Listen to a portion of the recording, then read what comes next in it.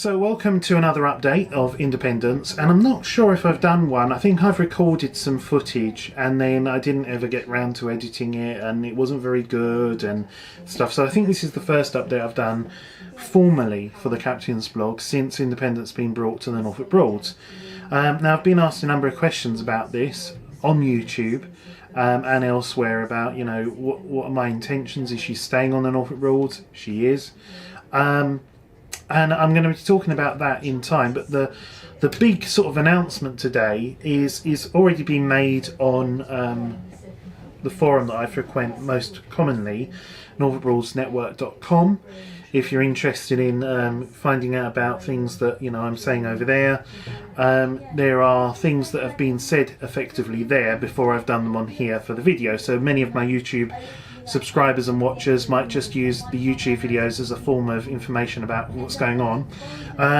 So basically today is the 17th of March, and we're off to buy another boat. I know.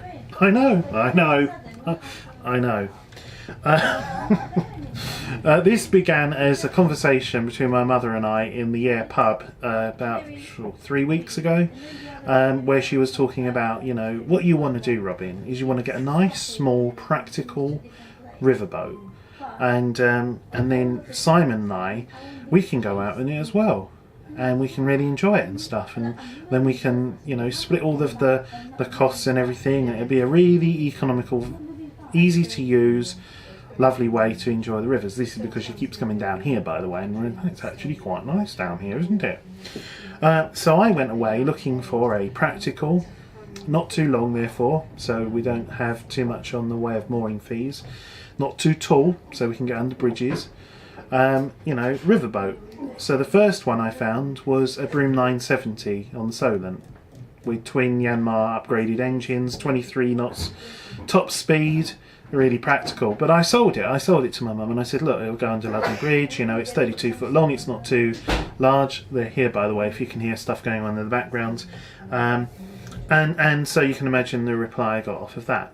So we decided to go back to the drawing board, and I went and tried to be sensible, and I found a Shearline 740 for sale from Richardson's that used to be Broadland Saturn 3, and was then put into their Fineway Leisure as a picnic boat. So I went down and had a look at that, $17,950, very good price, and they astonishingly let me take it out for a cruise. It's still up for sale. I didn't buy it. Oh, what happened there then? Well, I reported back, I said, lovely boat, but it needs a lot of things doing to it for our sort of needs. It hasn't got an inverter. It's just out of hire, so, you know, you have to do a number of things, and if we're going to do that, you know, do we want to really go down that route? So then I found another, only been on the market for 5 days, Shearline 740. It's an aft cockpit, by the way, 24 foot long, 9 foot 6 beam, compact. But this was $29,950, massive difference in price, but pristine, perfect. So I put an offer in, it was rejected. I put another offer in, it was rejected. I said, look, I give up. Just what do you want? So I got told what the minimum they would offer. I said, we've got a deal, we'll do that, give them the deposit. You'll notice I haven't mentioned yet that we've actually been to see the boat. So effectively we've bought a boat without even looking at it, other than on the internet. So that's an interesting thing. And today, right now, in fact they're getting ready, we're going to go down and sign the papers and hand over the dosh. The other thing that I want to talk about, which is my BSS examination, which I will talk about later because it involves these and fire extinguishers and other important things, but because I'm out of time, I really best get on and get to this boat and show you what's what. So as it happens, the rascal and buying boats, it's happening again in his unique and unorthodox way. Don't copy me, by the way. This isn't advised. It's not for the faint-hearted or anyone that's not foolhardy. More as it happens.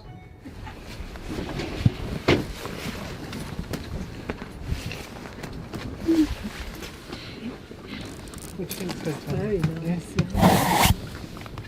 Yeah.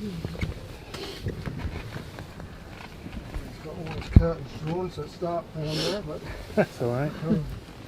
it keeps it lovely. Yeah, it's immaculate, isn't it? Yeah, can't see any dust. No. It's lovely, the light upholstery. Yeah. Let me see if I can really open the windows for you. Then. Some curtains.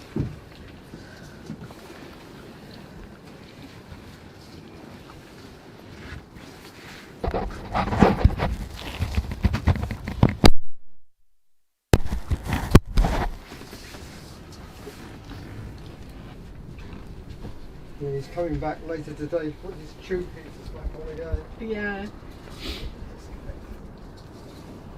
Right, there's some light down there. Okay. The woodwork is lovely down there.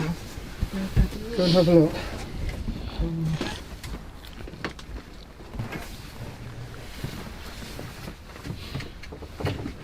See where all the battery switches are and everything.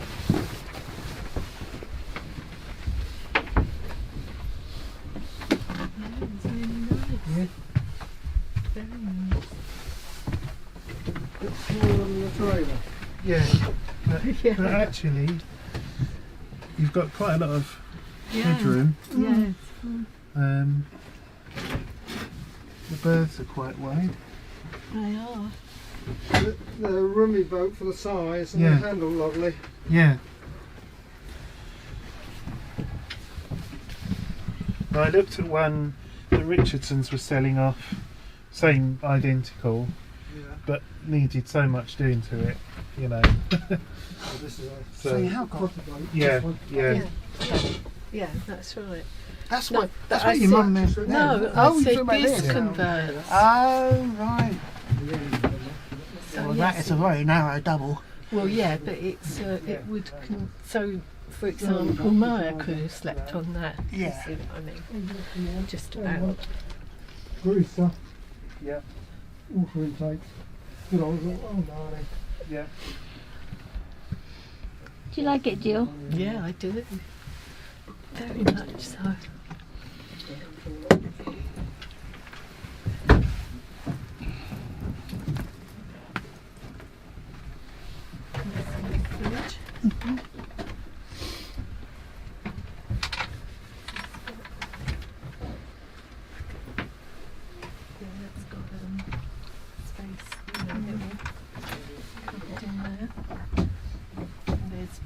Two lockers under the it's there's lockers under these seats here.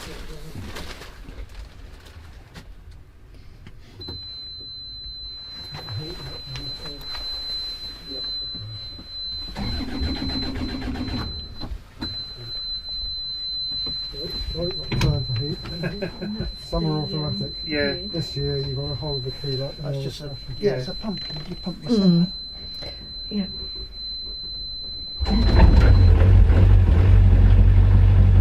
You lift off for the shower.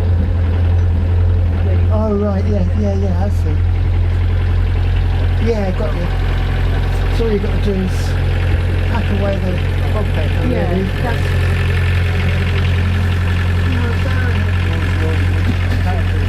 Yeah. Supposed to be here for.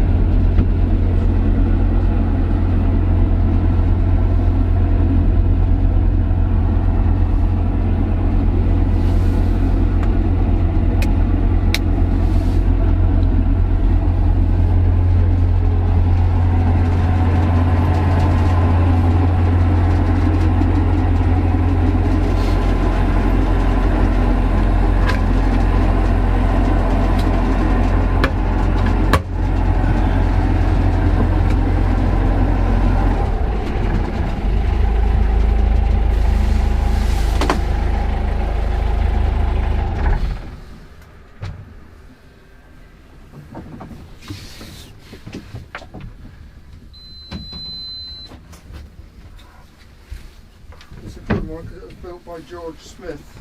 Right. He was the original designer and builder of these. Yeah. Some went into Halfleet's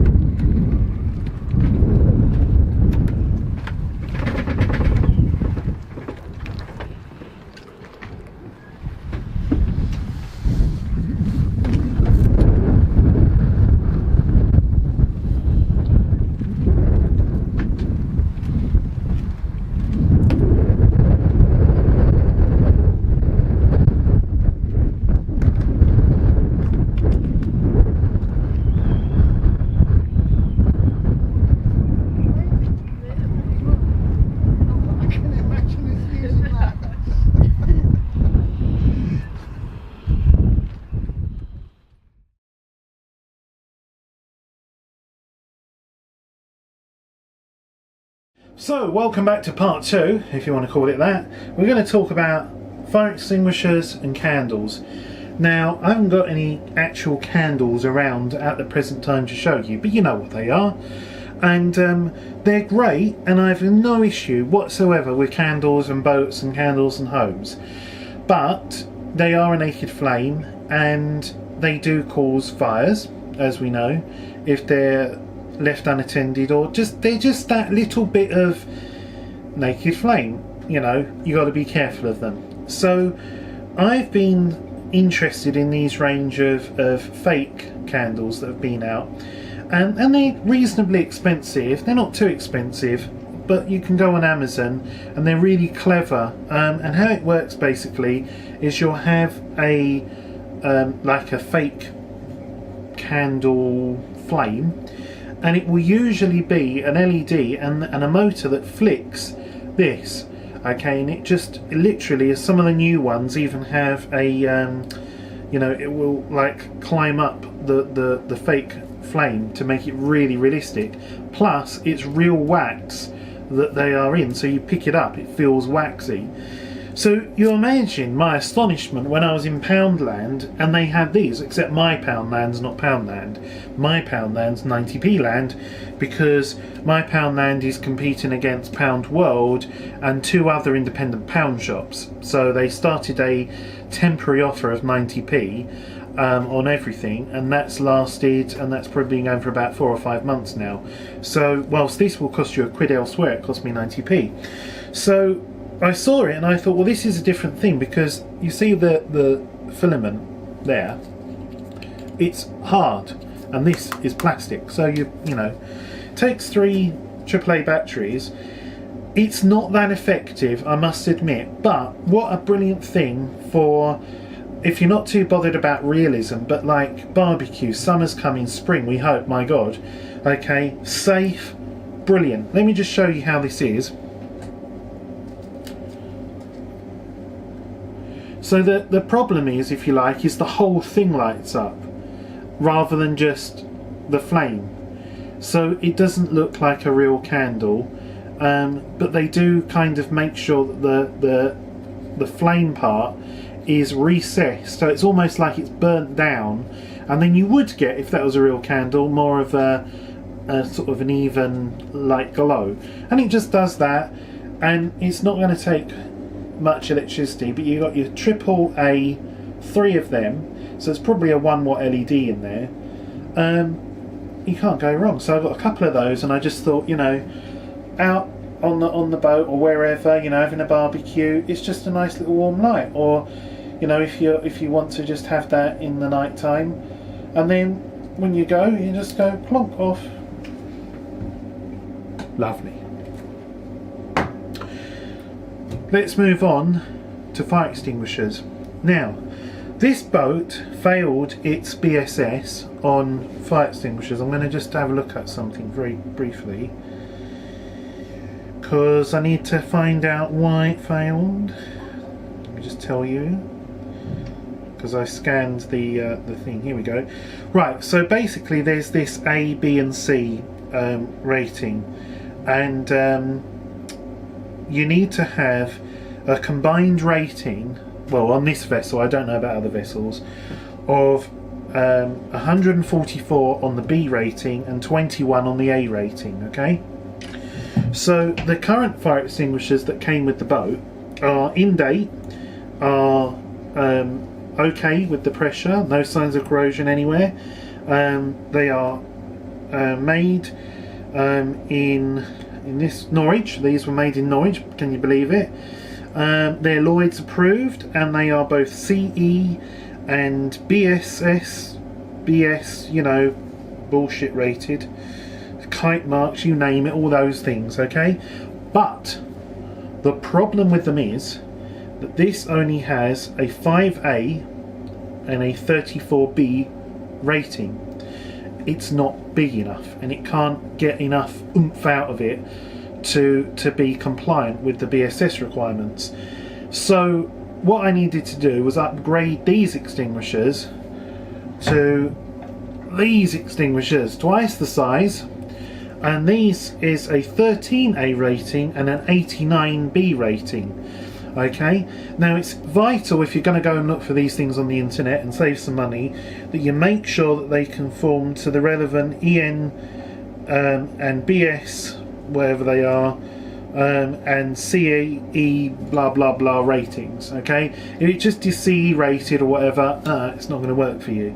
So you've got to make sure that they are good enough on the compliance side and also good enough on the fire rating side. So I bought 3 of these off of Amazon, and they all duly came delivered, and you can imagine my annoyance when this particular one is probably absolutely fine. If I pulled the safety and set it off, I bet you it would work, but we're not going to try that. But the problem is the valve, that you can't see it in the darkness, that's the pressure indicator thing, you know, in the green or the red.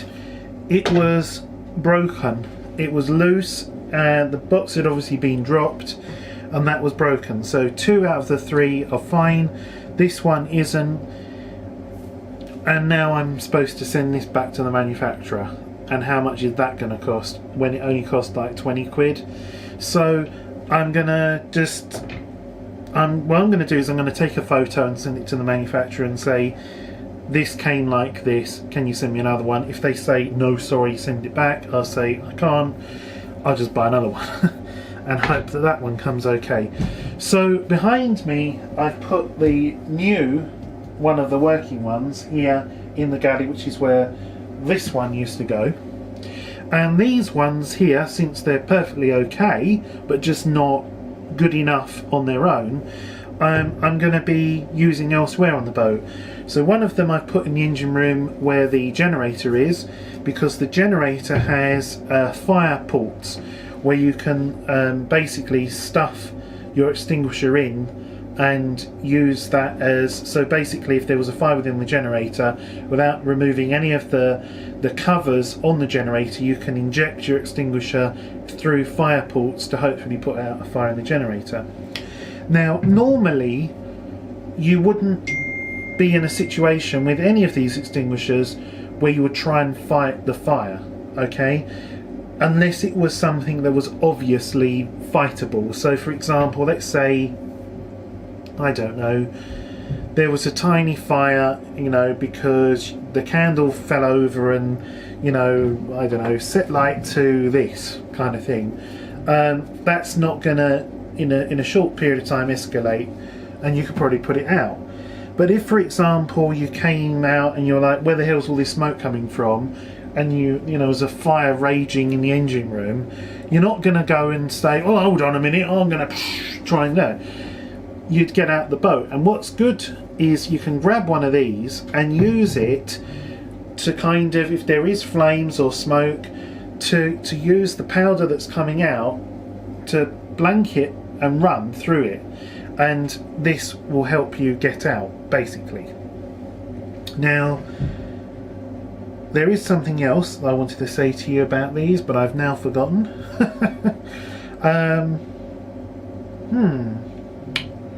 I can't remember what that was. Oh yes. Now, what I've done, and which is not at all needed, and you can't see, but I'll show you. Hold on. I've got these self-adhesive things, which obviously is obvious that this is where the fire extinguisher is here, but it also shows you what it's safe to use on. And the other thing that is nice is these glow in the dark. Now obviously the galley doesn't get that much light, and the camera's not picking it up. It is just gently glowing a tiny little bit, but that's more just there for you know, ease of. There's the fire extinguisher. What I've also done is, like for example in the aft cabin where the extinguisher isn't obvious, it's underneath the dresser, is that this is then stuck there so you know that there's a fire extinguisher which is under there, and I'm going to get a proper one in due time that actually says fire extinguisher under, you know, with an arrow, so you know that's there. And obviously you've got your fire blanket here, so that's what the situation there is. So I'm still getting used to driving this camera. So I've obviously got to sort that out, in other words get that replaced, and these ones, as I said, I'm just going to repurpose. So for example, outside on the sun deck there's a barbecue. Now I don't know if I'm ever going to use that barbecue, but underneath the barbecue is a locker, and this could go in the locker, so if, you know, something did happen, some oil caught fire or something, you can just quickly grab the fire extinguisher and put it out. So it wouldn't be worth going and buying extra extinguishers, but if you already got them and they're okay, they're in date, or you know, not the fire extinguishers have an expiry date, but this particular one here has got stuck on it 2013, so it's not that old. If then showing no signs of problems, like this for example is showing a sign of problem, that's, you wouldn't ever, you know, I'm not going to keep this, by the way, because when I get the other one come, if I don't send this back, then we will set one off for the captains, but I can just, you know, see what I can do. I don't know if I want to sort of have a mini fire on the quayside and go, here we go guys, I'm going to put the fire out. Shh. Okay guys, that hasn't gone well. Hold on a minute, let me call the fire brigade. Then in the EDP, Marina set alight by arsonist.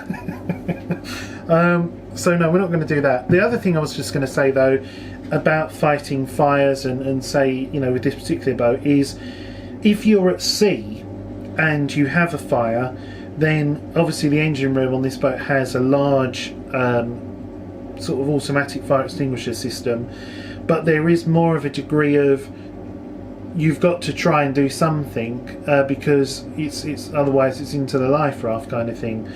And the worst thing to do is you know, hang around trying to, because obviously you've got so much toxic stuff on boats from rubber and plastics, and so the normal smoke that's bad enough on a boat is, you know, I can imagine would be absolutely awful, and especially when stuff like resins start burning in fiberglass, and you just don't want to be around for any of that, so you just get out as quickly as possible. Is there anything else I want to say? Probably, but my battery is low. I'll just go and find out the other bit I wanted to tell you. Now, increasingly, having connectivity whilst on a boat is not just desirable, it's essential. Without the internet, I cannot have much going on, to be honest. I rely on it for messaging, you know, through things like WhatsApp, FaceTime, Spotify, Alexa, Netflix, Amazon Prime video streaming. I don't bother with DVDs or CDs anymore at home, so I don't have them with me here, and everything else. So having the internet is important, and I've been relying on these, and I'm sure there's many of the people that watch this blog have got similar things. They're little dongles. This one here is a 4G unit. It's pretty bad because you have no data on the front of it whatsoever. I prefer the old one, which actually would tell you how much signal bars you've got, your data throughput, how many devices are connected, and all the rest of it. But effectively, what these are mini mobile phones. So you take the back off and there's a battery, you take the battery out and there's a SIM card slot. And so obviously everything is self-contained in here. And unlike a dongle that plugs into like your laptop, for example, this creates a mini Wi-Fi hotspot. So up to 5 other devices can connect to this. And the great thing with this is you can turn it on, put it in your pocket, go to the pub, which might not have Wi-Fi available, it might not have very good signal for the network you're on. 3, O2. O2 is getting better, but 3 still reigns supreme for data connectivity and speeds. So I can go into, say, the maltsters with this, plonk it on the table and still be online.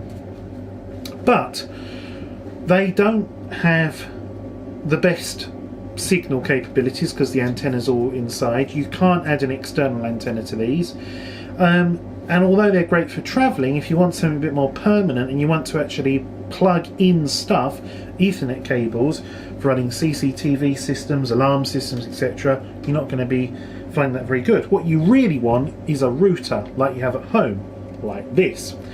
So this here is a TP-Link AC750, and it is fucking amazing. It really is. This was the cheapest. Looks online, you get all sorts of things. I thought, before you spend a lot of money, Rob, just get the basic one and see how you go, because I didn't know if these aerials were for receiving in the 4G signal from the mobile networks or just like your household, you know, Wi-Fi antennas. But no, they are actually for receiving in the phone network.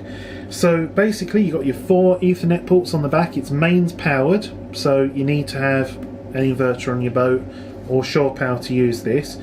You put the SIM card in the back. It takes any. I've got an EE card in here at the moment, not my 3 SIM card, but if I put my 3 in, it doesn't care, it will work anyway. You plug it in. You can wall mount it if you want, and the arrows would obviously go like this. You can take these off and plug in external antennas if you want, which is another boon. And it is, well, really bloody amazing, because unlike this, which hasn't got that much range round the boat, this has masses. This operates at 5 gigahertz, also runs on the slower, older 2.4 gigahertz Wi-Fi. But for all your new stuff, iPads, iPhones, Amazon Alexa, everything, they operate on the 5 gigahertz frequency.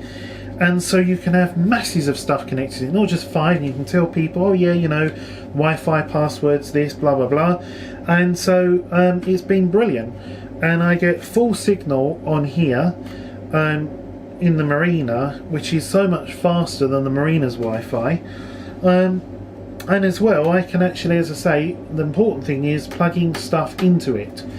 The negative side of it is, it doesn't matter which mobile provider you go with for data, they charge a lot of money. You can't put one of your all-you-can-eat SIMs in here and expect it to work, because let's say 3 will inspect the data packets being sent and received by this, and they will know by the MAC address as well that this is a router, is not a mobile phone that's being tethered, and you will get cut off. How do I know this? Because I gave it a try with a prepaid, you know, pay-as-you-go SIM, and it lasted a couple of days, and that was the end of that. And that was not in this, by the way, that was in one of these. So I've been spending £15 for 3 gigabytes of data. That is just frankly appalling. And 3 now do, I think it's 40 gigabytes for £25 a month, which is all very well, but obviously if you're not going to be around all the time using that data, it doesn't roll over, so you're spending 25 quid for 40 gigabytes of data every month, come what may. Vodafone, however, do 50 gigabytes for a similar sum, but you can have that on a pay-as-you-go or, you know, month-by-month SIM-only deal. However, I'm not doing anything at the moment. I've got my EE SIM card in here simply because this is something that I got for Sheila a few years ago, and the contract has ended, but EE haven't remembered that, and so we're still getting loads of data allowance for no money. And so since it works, and since EE is received through here, I've now got onboard internet access for all the devices and security equipment, and that is brilliant. So I can recommend that if you're spending long term on a boat. I don't recommend this if you're going on a holiday and you're just hiring a boat. You don't need to go and pack this plus another sim and a wall to get power into it and mess around with all that. Of course you can. If you're like me, you probably would.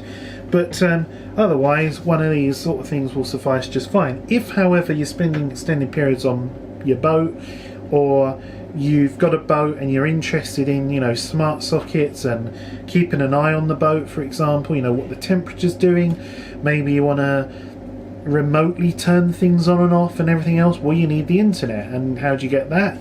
You have one of these, which is just like your home Wi-Fi router at home, and away you go. So for that, I would tell you how much it is, but guess what? I've had to unplug it, and guess what? I haven't got any internet on my phone, you know? So I can't just go on Amazon and tell you. But if you want to know, TP-Link AC750, go and Google it, find out what you think about it. There's better ones probably. The only thing I would say about it, it has got one of those horrible shiny exteriors that attract fingerprints like no tomorrow. But other than that, it's nice that you can wall mount it, and it's nice that it's a slimline, you know, unit, and it looks kind of wacky with these big ears that stick up. But yeah, so really good. So what have we covered? We've covered fire extinguishers, we've covered safe LED cheap candles, we've covered dongles and routers, and buying a boat. So it's all been rather an interesting weekend, one way or the other. And one other thing, just before I go, you can get these. You know these. You plug them in, and they warm up, and they scent your home, you know, and that's great if you've got, again, talking about boating, not everybody has 240 volts on their boat. Not everybody wants to leave these, you know, what if that catches on fire kind of thing. So what you can do is get these reed diffusing things like this, and you can get these from, like, you know, Airwick and all the rest of it. But I've actually found these are more effective than those plug-in things at really diffusing a nice scent. Not too strong, noticeable, and they just last for a good long time, you know, in that little bottle. And so you can buy these and put them round on the boat, and when you come onto the boat, you know, put them in lockers or wherever. No power required, no danger that anything's going to happen with them, and it really makes a nice pleasant scent. And every now and again when they get a bit low, I just get another one with a different fragrance. So little tip there as well. Is there anything else I want to talk about? Hot water bottles, oh blimey, hot water bottles are very handy, but I would say that I don't like them myself. This is what Sheila had, yeah, you know what I discovered about hot water bottles? When you put hot water in them from the kettle, bloody hell, they stink. The rubber smell off of them. It doesn't smell of anything now, but if you put hot water in there, oh, it's disgusting. So yeah, I'm not keen on hot water bottle business. So anyway, thank you for watching. I know it's been a bit of a crazy thing. There could be stuff to follow tomorrow, because we may well be off to St Olave's to pick this boat up, and then we'll be into a mini adventure bringing it back here. Or it might be Tuesday, or it might not be at all, because obviously the other guy has to get his stuff off, although as Simon said to me, well, legally, Robin, you've now paid for it, so it's yours. You've got a contract signed with your details on, so really and truly, you know, you're well within your rights to go, well, that's mine, I'm off with it. I said, oh, I'm not going to get involved in that. I haven't even got the keys yet, for example. But it's exciting times. I'm going to go and put this other fire extinguisher somewhere, as I said, on my sun deck in the locker up there. I'm going to take a picture of this broken one and send that to the manufacturers. And yes, that's basically my evening. Everybody's gone home, it's just me here tonight, which is rather strange when you've had a full sort of house or boat with people and talking and going out and all the rest of it, and then suddenly you're on your own. You have to sort of get used to you know, the quietness and stuff. So I'm going to talk to one last thing. Oh my god, really recommend one of these. can't even see it. You see that? That's an OWL smart energy meter. So we're using 418 watts. That tumble dryer and my other associated loads at the moment is 418 watts. I'm just wondering, can I show you something? Can I do something very quickly that will just show you how electricity I can as well. Just how instant and clever this thing is. Glass of water in the microwave. Microwave's on, 418 watts. There you are, 1368 watts. It's straight away, it's instant. And you can immediately look and go, right, okay, you know, you work out how many watts you can draw off your 16 amp power cable, and then you can use this, as why I keep it in the galley.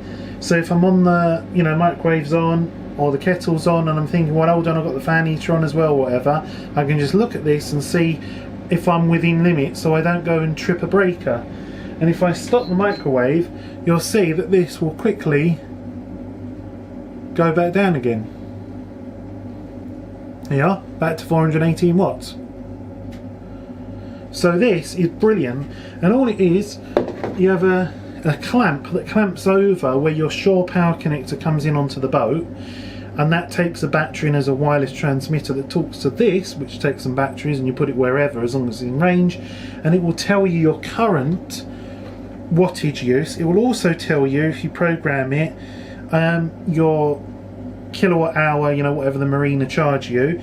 So I'm currently using 16.5 pence per hour. It tells me the time, the date. It also tells me my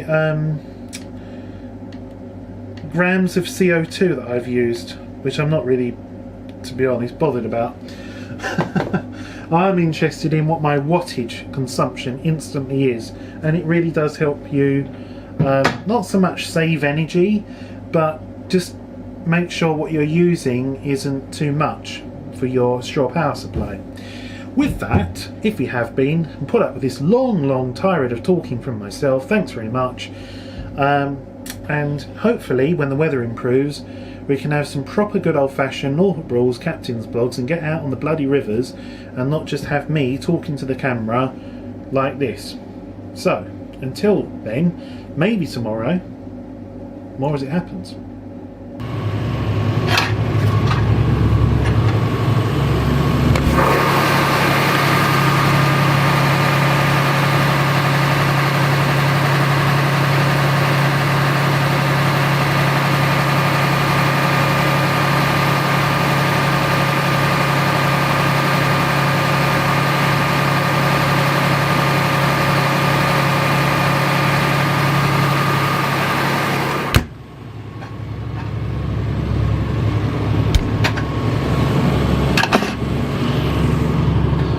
As you may be aware, I'm having some issues with my ZF fly-by-wire throttles, and I've had some of the connectors apart, and I'm trying them again.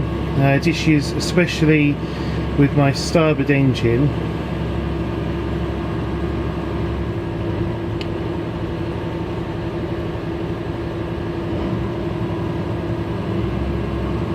And although I've got some control now, just saw me do that, this is the issue really. They're cold at the moment, obviously, the engines, but see how precise I can be here with the RPMs. She's behaving herself today. I can really gently increase the RPMs, and I can do the same easily on the port engine.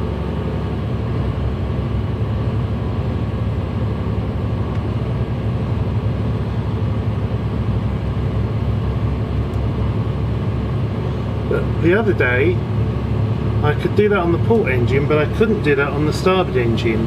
If I touched the control even slightly, I'd lose maybe 350 RPMs in each tiny little movement of the actual throttle arm. So I'm going to run these up at about 1500 RPM just till we get operating temperature,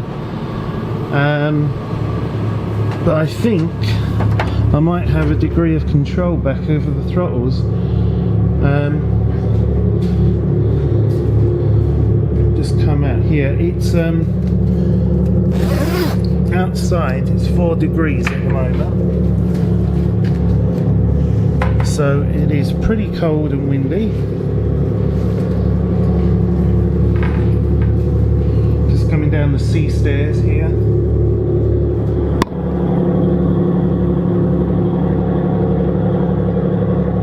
So as you can see, that's our starboard engine. This is the port. We've got a bit more smoky going on the port. So for you diesel buffs, this is the colour of the smoke. It's a mixture of what would you call that? Bluey, grey? It's not white.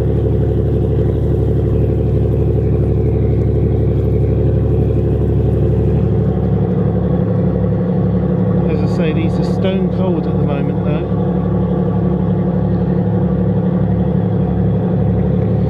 Also, well, first of all, I'm not worried about the engines because they're very young and they're mechanically governed. Now, a lot of new engines you'll find on boats these days, especially from Volvo Penta, are electronically managed, and with the way that all works, they virtually removed smoking diesel engines. Volvos of old though will certainly smoke a lot. So this is a cold day, they haven't been run for a good while, and this is the smoking I get. Now when you're at idle like this, the majority of the actual exhaust sound is going underneath the boat. This is just a bypass element, and you can see here the water being ejected gently.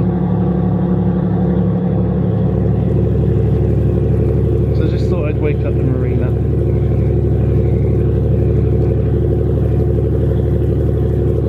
Okay, so as you can see, we're almost at operating temperature on both engines now. Everything's been running really smoothly.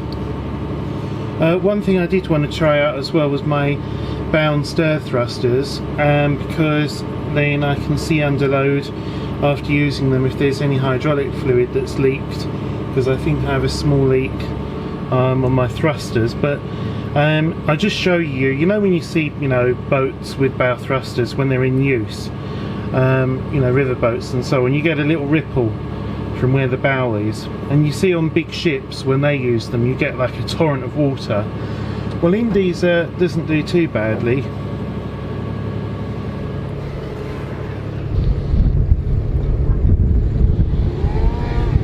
So we're just going to use the bow thruster here, and I'll just show you. I'll push this against the key heading.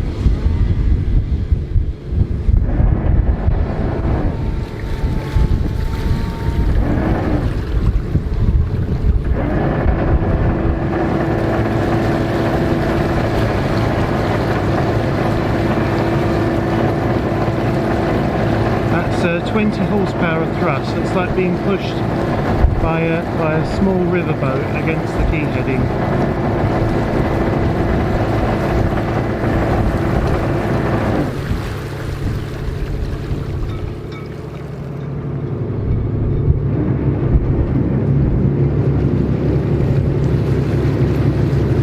And from the stern as well.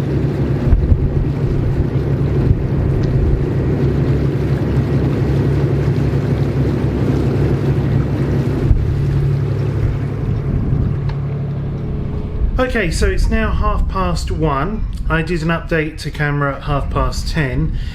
However, I must get used to turning this microphone on this camera, otherwise it doesn't record any sound, so that is completely useless. But since 10:30 I've been cleaning, and I'm going to show you what I've been cleaning and everything else. The wind hasn't got any better, by the way, but at least the sun has stayed out.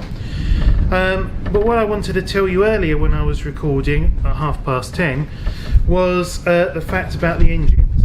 So you last saw me dealing with the engines in the saloon, and they're running and everything else. Well, I'm pleased to say that they came up to temperature. I brought them right up to about 2,500 RPM, got the old ear defenders on, went down to the engine room, checked that there was no leaks, because there was some fuel that I thought may have leaked out of one of the fuel lines to the engine, but it proved not to be a problem, and subsequently I realised that would have been when NYA came to sort the centre fuel tank heater takeoff pipe. I could see no oil coming around the turbo intake, because I said the filters were oily, and that was sort of bothering me about a seal that may have gone, and people had said to me on forums, if that was happening you would just see a huge smoke screen behind you, and as you're not, then don't worry about it. So there's no oil leaks there. I tested the thrusters and there's no oil leaks evident from the takeoff pump from the starboard engine. I've got a piece of mat down to see if there would be any drips that come on that, so that was good. The throttle controls, the fly-by-wire system, that's working. I went through the system, I took off connectors, I took off control box covers. I could see no moisture, I could see no corrosion. I'm no expert. I wish I had have done, and I wish I thought, oh, look at that, you know, and clean that up, and you know, and then giving it a go. But I couldn't find anything. I put it all back together again, I started the engines up. Works. Welcome to my world of electronic controls that sometimes work and sometimes don't work. It is very cold today. It's warmed up quite a lot now obviously, but I mean, when I started the engines it was like 5 degrees outside, so I thought I'll give them a bit of preheat. Never done that before, but that's something else. I was expecting when I put the glow plugs on that there would be a light that lights up on the dash to say, you know, the glow plugs are on. There isn't. I can't see if there's a voltage drop because the voltmeters only become active when the ignition's on, and the ignition's not on when you're glow heating or using the glow plugs for the engines. And the fact that the engine, starboard one especially, was a bit hard to get going, that makes me think, are the glow plugs working? Are they connected? I don't know. That's another thing. I've never needed them, and if they didn't work today, it just goes to show, even on a 5 degree day. But obviously, you know, what's the story with them, and you know, just expecting a light or something to tell you they're active, you know, like on most boats. So yes, everything was fine. The engines, got them all up to operating temperature fine. The smoking went away at the back. And life was good. So I turned those off, and then I did another piece to camera, explain what I've just explained now, and saying I was going to go out, and I put the waterproofs on, which you can't really see, maybe you can, they're here. And that can mean only one thing. It was time to break out the jet wash and christen that. I'll show you that. I know I'm not very well lit with all this crazy lighting going on, but you know, when you start with a jet wash on one thing, you kind of get distracted and you move on to another thing and another thing. So what did you do on Monday afternoon or Monday morning, Robin? Well, I was jet washing my crane.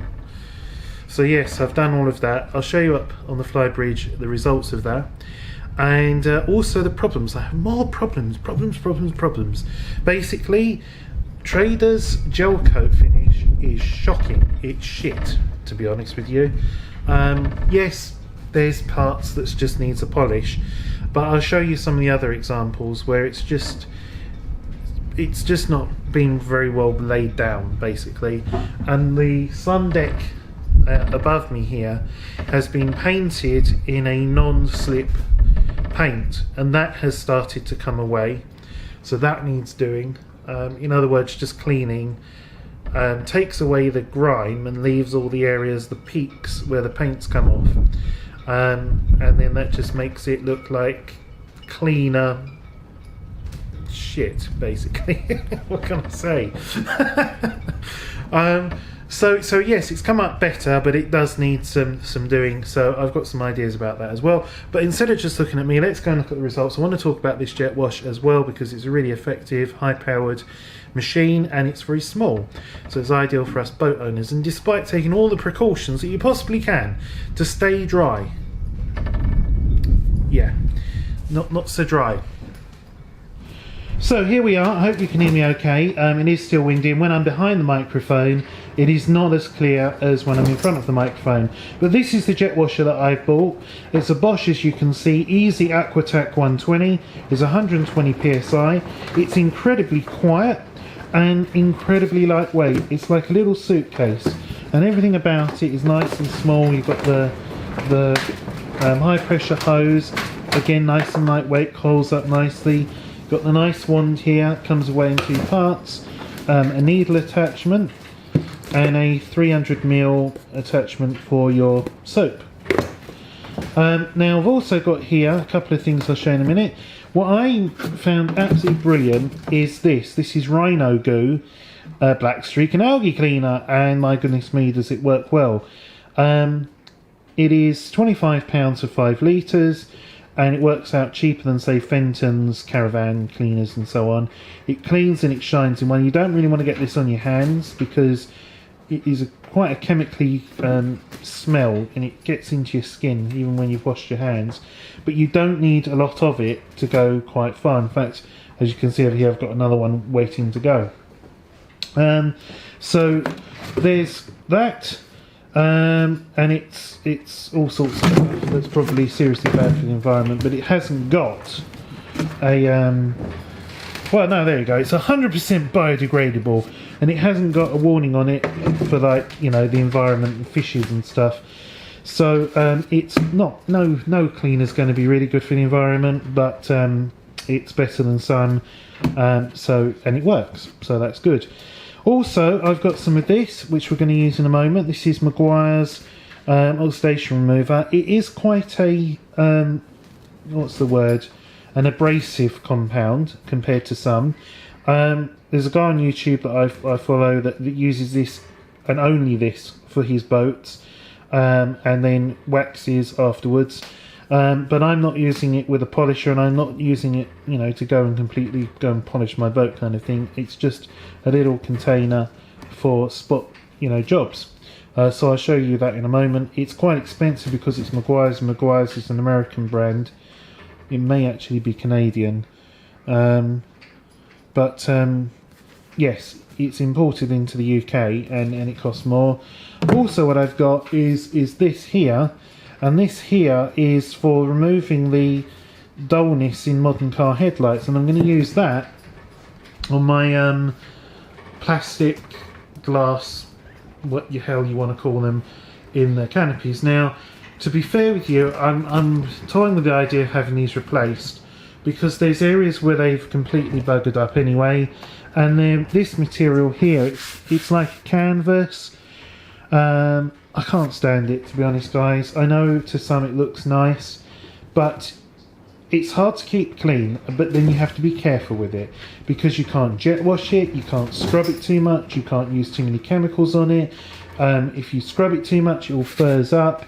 You know, the stitching, then you've got to worry about its water repellency, and it's like a car cabriolet material. I get why the boating industry went and started using this, because it looks nicer, it looks more, well, it's more expensive than vinyl. But, you know, what I'm thinking about is there's areas on the back of it where you've just got the normal vinyl, you can't really see. But this is much tougher, it's easier to keep clean, and I'm considering replacing all of these with that vinyl. God, yes, okay, internet. Alright, I can hear you. What are you going to do that for? Oh my god. Devalue everything. What person would want a boat that's covered in vinyl if you've got this? Well, this boat's 2003, and it's had this is its second set of covers that it's had, and these are shot. How much do you have to keep throwing at boats and spending on them just to maintain a conservatory, basically? So we'll see. That's in debate, so that's not sort of set. Let's go up on the fly bridge and we'll use some of this, and we'll see what we've been doing with my jet wash. So, as you can see, I've been cleaning up here on the flybridge. I don't recommend doing this, guys. This is another do not follow the rascals example. Can you hear me? I hope you can. But I've been jet washing my vinyl. It's come up quite nicely. But the reason why you don't want to do this is because it will probably ruin it. However, mine's already ruined. So, I'm not care. And that's why I haven't got the big tornado cover over this at the moment, because I've got the helm, as you can see, covered up over there. But for this area here, it's all got to be replaced, and when I replace it, I'm not going to probably keep the seating out. You know, I'll keep it in unless I'm using it, just to keep it in a better state than it is or has been. But this is original, so this is not been ever done, so this has lasted since the boat was manufactured.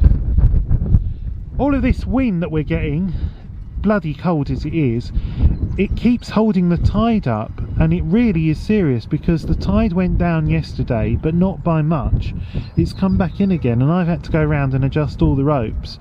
And getting on and off the boat now, the boat, my freeboard now, is about 5 foot over the top of the quay. It's just insane. So yeah, I'm hoping that the weather improves.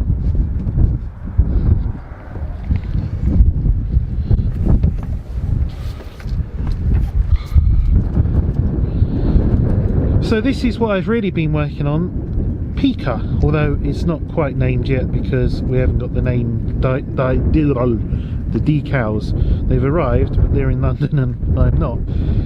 So anyway, but it has come up a treat, and it was in quite a state.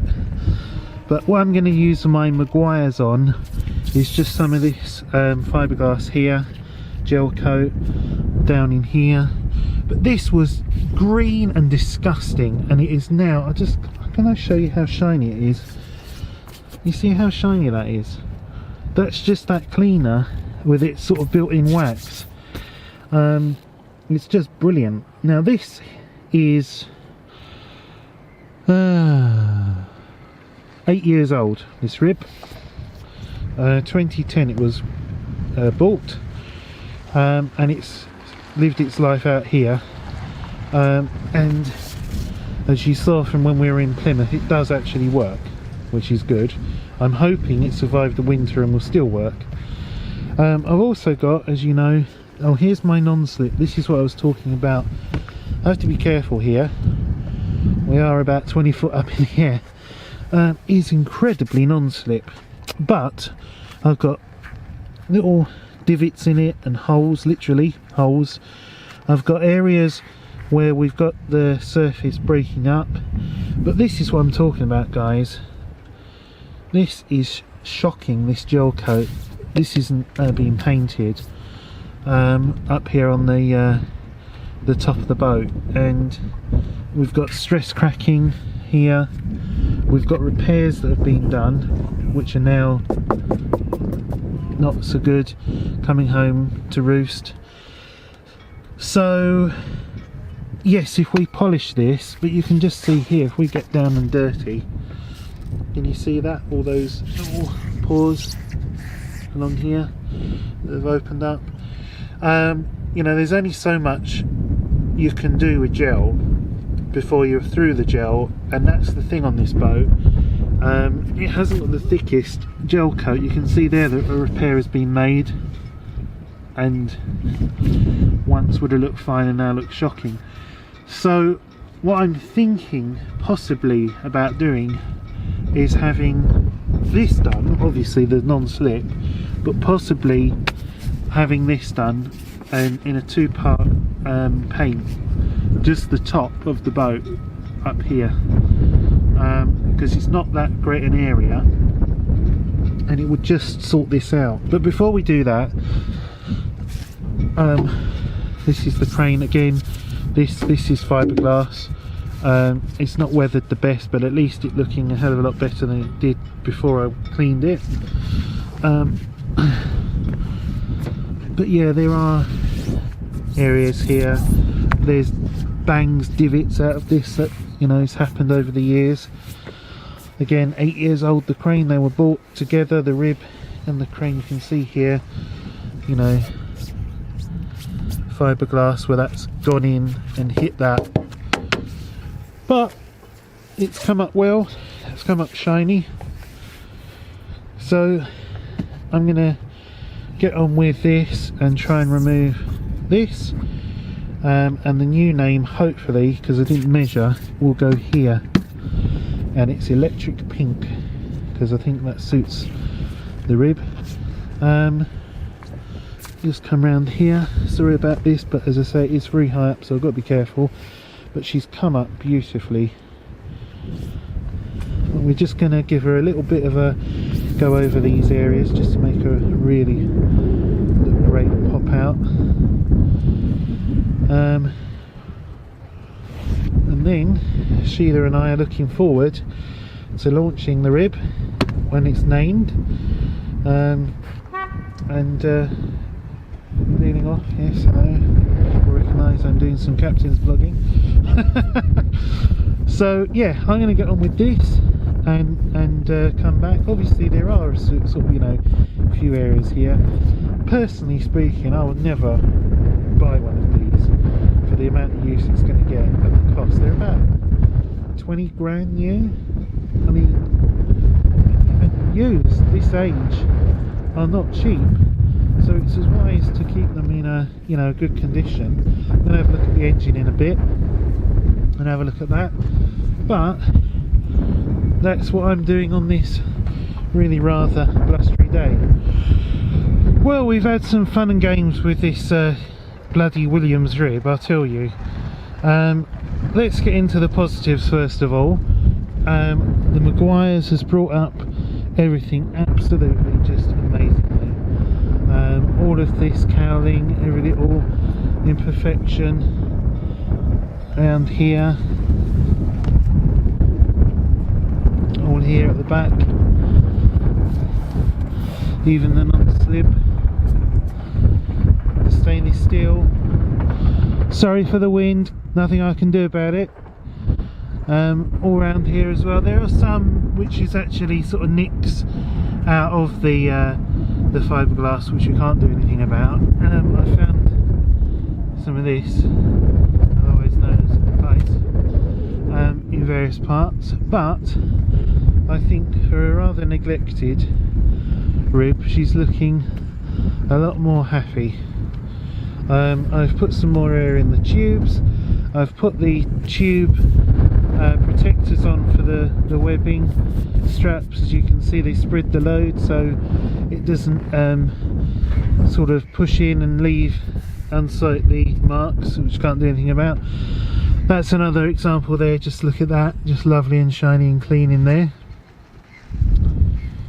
So what I haven't got my rib, and I've seen on others, is you have these sort of like little handle things that are here, and they sort of pull out because it's a 3-man rib usually, on the 285s, but on my one I haven't got those. It's just a seat here, and if you want to have 2 people sat here, then you better bloody hold on. So yes, if you look up on the web, I'm sure I'm right in saying that you have these sort of padded parts that sort of form a backrest here, but fold inwards to make a seat if there's just 2 of you on the rib. Anyway, let's get on to the not so good parts. Let's lift up the engine bay.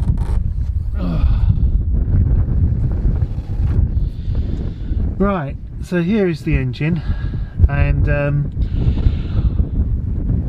what I would like to know is, how do you lose like about 3 litres of oil?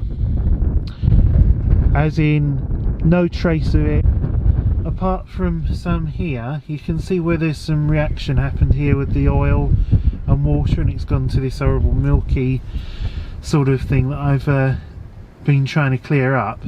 But in Plymouth, prior to testing this, we tested the oil and it had no oil in it. So we went and bought some oil, and we bought 5 litres of oil, and we put a bunch of oil in, and it was up to the max mark, and all was good. And if you remember, Griff got in it and went round in a few circles, and that was the end of that. Put it up on the top of Independence, and here we are. There's no oil in it again, absolutely bone dry, not even registering on the dipstick. So I had some of the oil that we put in it and I've used all of that, and we're just between min and max, so it's got some oil in it, but I need to buy some more to bring it up to max. But yeah, there is no oil. There's a little bit of water in the bilge, but that has no oil on it at all, and all of the fuel's disappeared, which is more, I suppose, fair enough, because there's this big fat breather pipe there, so you know that's evaporated. So the way of dealing with this boat is it's an expensive pain in the arse. You're going to put fuel in it, then you've got to expect it to evaporate rather rapidly. So I've got to get fuel, and I'm going to fill that up. But I think in the future I'll only get enough fuel for what we need, kind of thing, you know, and keep it in a fuel can, a jerry can that's sealed, and then use some fuel preservative to keep the petrol from going off. It keeps it stable for longer. So that then we've got that, so I can't even give her a start. And then I had the battery charger off, which is over there, while I was cleaning, obviously, and everything else. When I put some power on down here, we have a flat battery as well. It was like so it is a tiny weeny tiny little battery. It's like a motorcycle battery. So I'm going to find out exactly what that is, because it has no markings on it, which is lovely, isn't it? Just great. So you can't even... oh yes, it has. Oh, that's handy, in a sports rib. Yeah, that's clever. Right, well anyway, I'll check what battery that takes, take a photo of it and order one of those. I would like to know, like, I haven't even found where the hell things like the oil filter is, or where you would drain oil from it. There's no obvious means of draining oil. There's no pump, and because the Williams manual doesn't tell you any of this, because these are not designed for the likes of you and me. These are designed for super yacht garages, you know, and you have your crew, and then you just get your Williams service agent to come and deal with all of this messing around business. So the actual operation manual just says oil in here, coolant in here, batteries there, that's it. Nothing else. So but at least I'm happy, you know, that things, there's still coolant in there, which is good, because that, and you can see if I move the camera around, that's a nice coolant. It needs a little top up, it's halfway between min and max, but that's a good strength of coolant in there over all that terrible cold, you know, -8 overnight weather and so on and so forth. Everything seems okay in here. No one's ever used the navigation lights, they're all still in their original wrapping. They actually go in here so you can use it at night. But it's a bit mildewy down here, but I'm not that anal about an engine bay. I just want it to work. So it's as well that Sheila and I, we had planned, if the weather was suitable, to launch it, but that's not going to be happening yet. So at least I know what to do now. Oil, petrol, new battery. But she's looking a hell of a lot more tidy, you know, shiny and clean. Not bad for nothing. This wasn't originally part of the boat package, and then the guy decided to leave it. So I inherited it, which is why when people say, you know, oh, you don't need that, sell it, get rid of it. Well, it didn't cost me anything, so I might as well enjoy a little bit of fun on it every now and again. Plus I've got my crane. I mean, you know, if I get rid of the rib, that's a bit of an overkill, isn't it? So anyway, I'm feeling a bit cold. I haven't had anything to eat or drink today, which is just typical of me. Once I get into a project, then I'm into doing it, you know, 100% until it's sort of finished. So I put the cover back on her, and that's the end of that. Let's just see what's going on in here. Yeah, it's 25% charge, so if that's been on constant trickle charge, and then you take the charge off for about 3 hours and you put it back on again and it's at 25%, then you know that things aren't very healthy with the battery. And I don't really want to launch this with Sheila in and then be like, you know,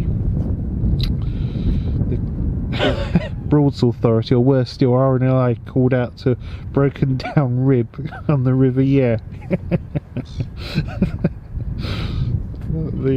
That would be great, wouldn't it? What was wrong with it? Well, I couldn't start it, didn't have any oil, didn't have any petrol, completely unprepared, didn't take any due diligence before I left. So yeah, anyway, I'm pleased that she's looking a lot nicer. So yeah, that's all I've been doing really. And I found more of this damn rope. What were they? I mean, this is just insane. The diameter of this rope. And I got rid of meters and meters and meters of this stuff in Plymouth. And now I've got some more. And now I found loads of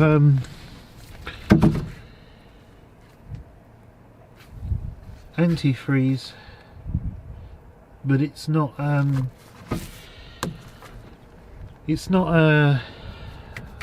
what am I trying to say? It is antifreeze, but it's for like winterizing, you know, whether it be engines, domestic water systems, etc, etc.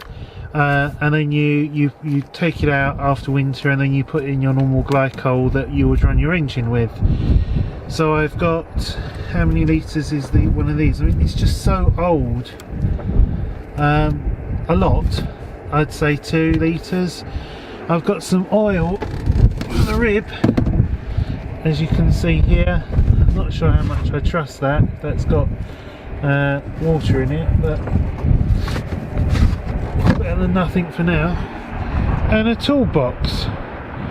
But unfortunately, lovely as the toolbox might be, oh, I can't really be bloody bothered with it.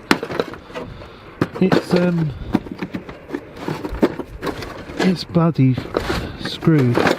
And that looks great. All these lovely socket sets. But unfortunately, I can't get that one open.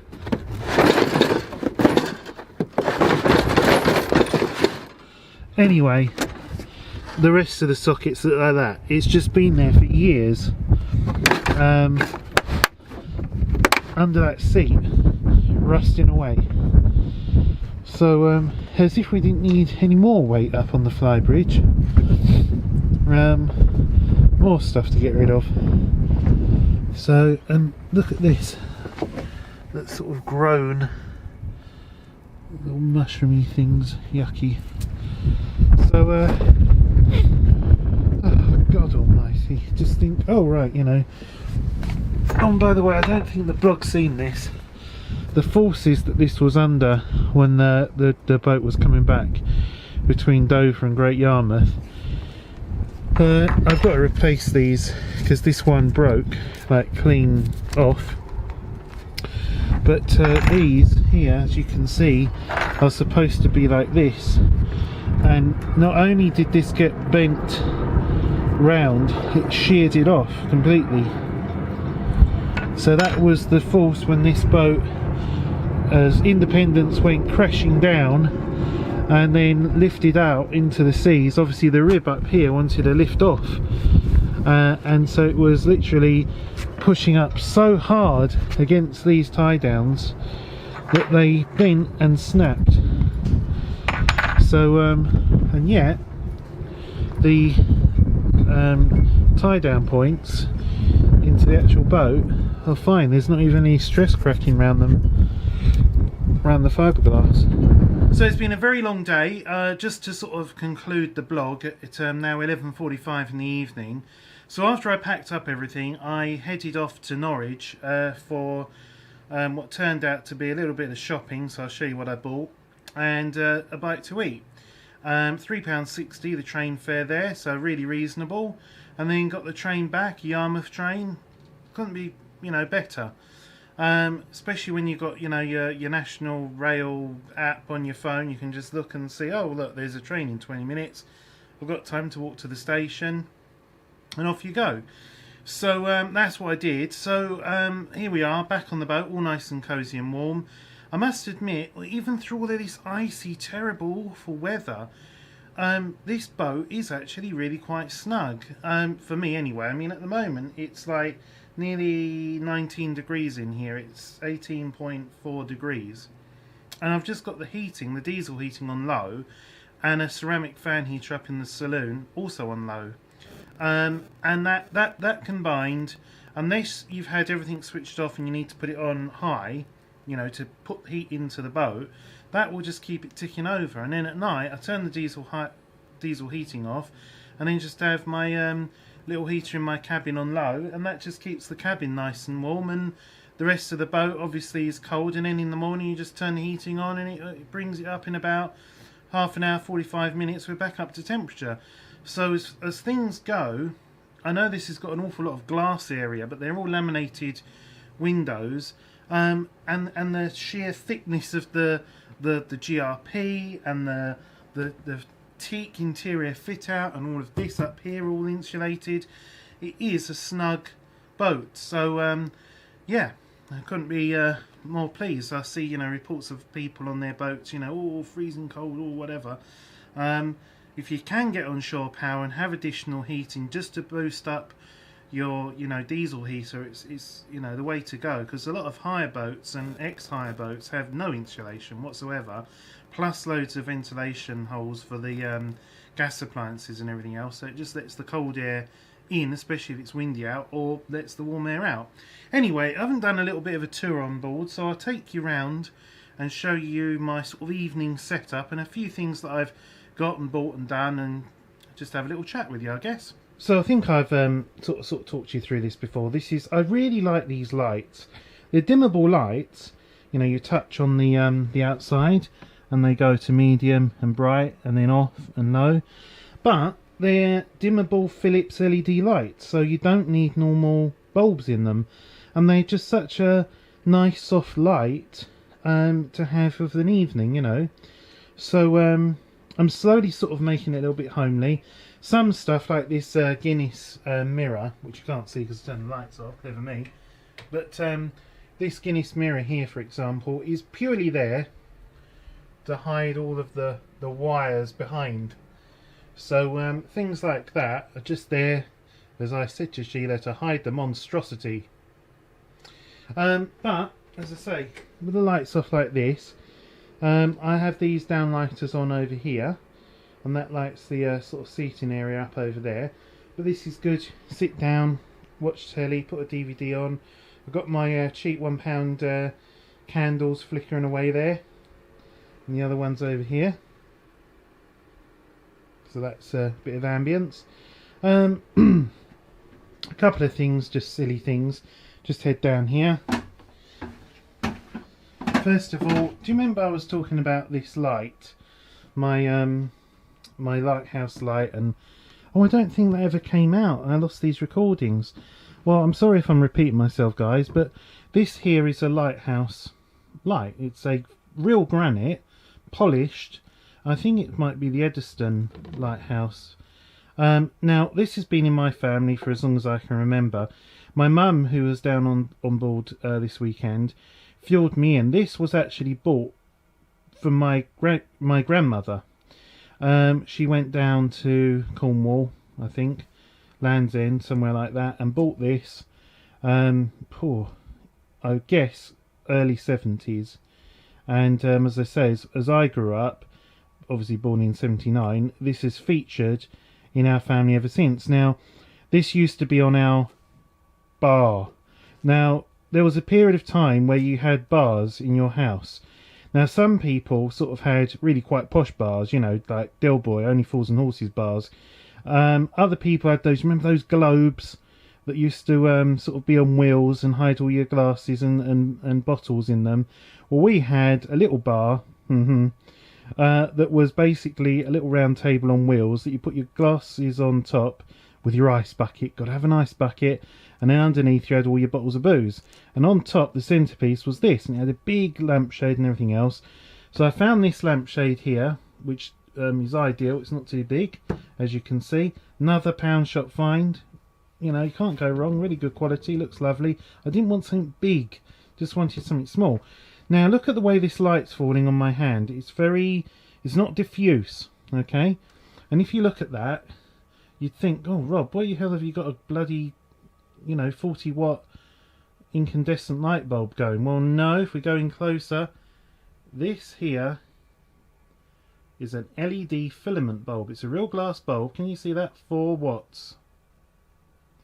Isn't that amazing what technology can bring now? Just the same ambience as a clear 40 watt light bulb.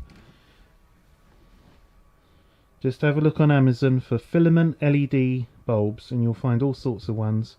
So 4 watts, no heat, beautiful ambient light. And so rather touching. Something I've grown up with, is now on board the boat. Got it here in the front cabin, and means a lot sentimental to me anyway. So yes, in here I've still not got these working because I haven't changed the bulbs, and they're a bit manky, and I keep meaning to get new lights to replace them, because normally you could have your reading lights over there.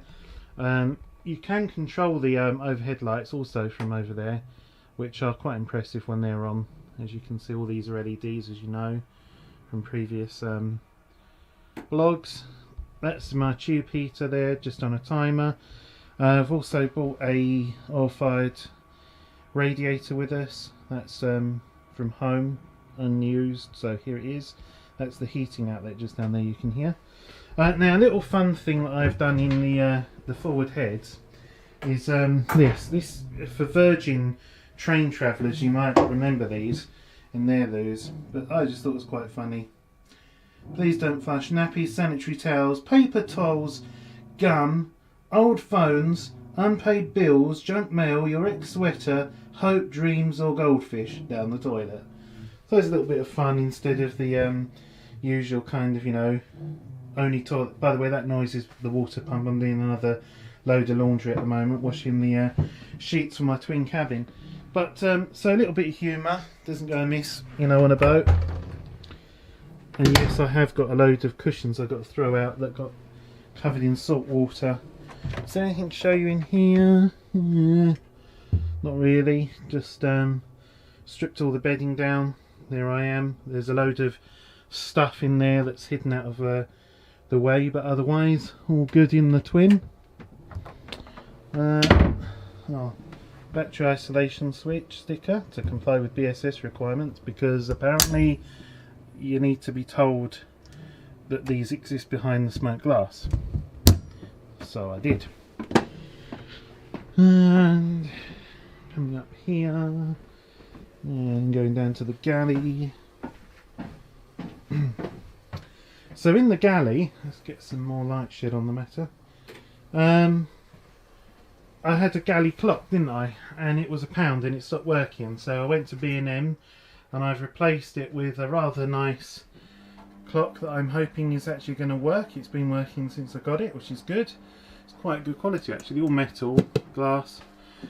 So yeah, I have a clock, which is handy to have a clock just to look up what's the time, or think, right, that goes in the oven at whatever it is, 20 minutes, that would be whatever, so it's nice to have. Nothing really changed in here. No, okay. Anything in my cabin of note? Just the fire extinguisher sign there that I mentioned the other night, because there's a fire extinguisher under there. You can't smell it, but it smells lovely in here because I've just been Mr. Sheening all of the surfaces, so they're all nice and good and done. Another tube heater on a smart socket in here, not a timer. That's the temperature sensor just there. So this only comes on if the temperature in here gets below 7 degrees. In the engine room it's set to only come on if the temperature gets below 5 degrees. But I've got them set a bit different in here in the accommodation, just to, and to be honest with you, having these, no damp. No smells of damp, no damp problems, no mildew. I know people swear by dehumidifiers. These are far more efficient than dehumidifiers. I know they don't actually remove moisture from the air, but by keeping the air in the cabins that little bit warmer than the outside and moving, because obviously the warm air's rising, so you have a constant flow of air. I've not experienced any dampness in this boat at all, and that's been a pretty harsh, horrible, damp winter so far, so I'm well pleased with that.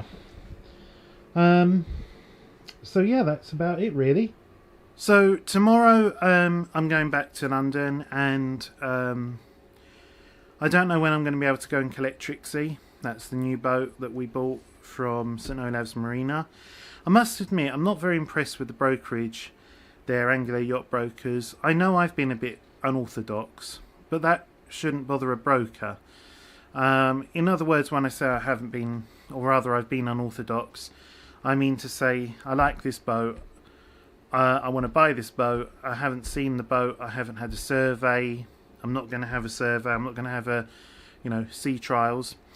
And then that was all arranged, we agreed on a price, I paid the deposit.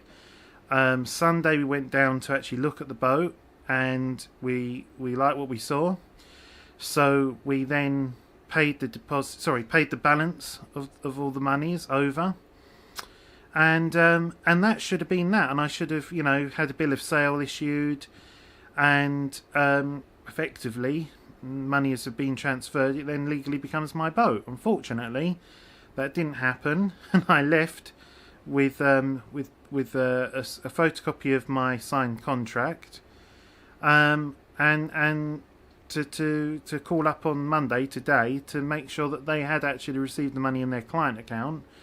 So I rang them up this morning, and they're a bit short and sharp on the phone. Oh, we've just had busy morning and haven't had a chance to check the bank account, and I'll give you a call later, but it won't be until after lunchtime. Oh, okay. And I was like, well, there's no no point in asking about when the boat might be available to go and collect. They haven't even verified the money's in their account. So I never did get a phone call back. I got an email about an hour later that just said, yep, received the money. By the way, please put the boat on insurance on your own because the previous owners is cancelling his. And that was that. So I've had it insured since Saturday anyway, so that wasn't a problem. So I've now emailed back to ask when am I going to get a copy of the bill of sale, and when can I go and collect the boat. So we'll have to wait and see. So it's a bit Norfolk, as I would say. It's done in their own good time.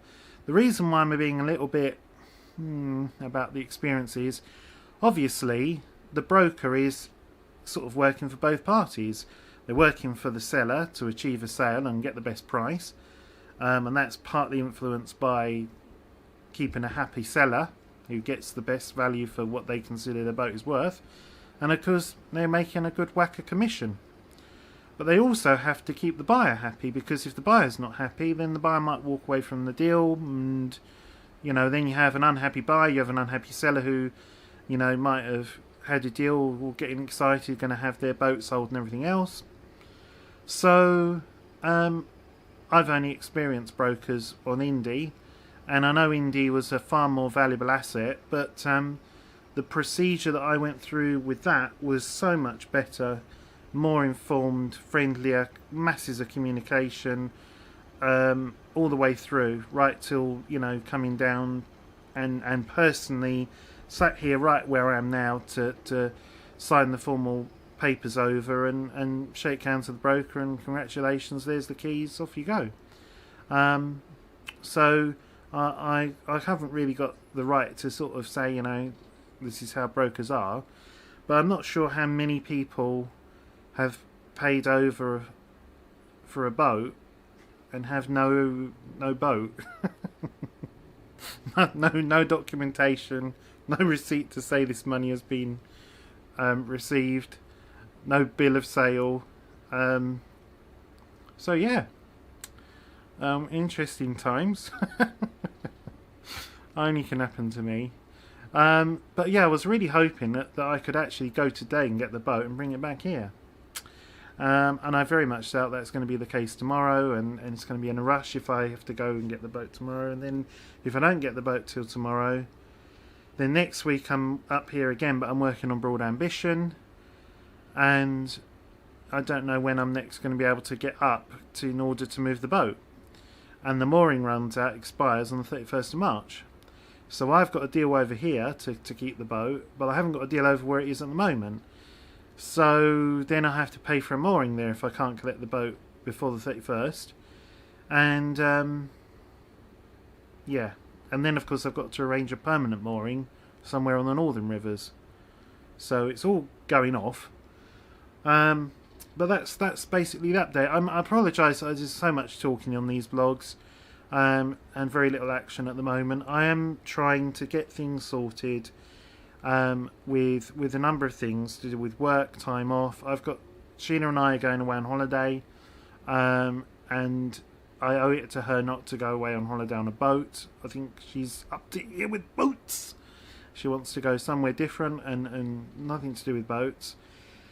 But I have said that I would like to you know, do a proper old-fashioned Norfolk Broads captain's blog, you know, get a hire boat and go for a week's adventure and you know, blog the things. It's all very well having all of this and talking about, you know, I've bought a clock and I've pledged the bloody cabin or whatever, but that's hardly interesting, is it? This isn't so much supposed to be a lifestyle blog, like follow my exciting life that's not exciting.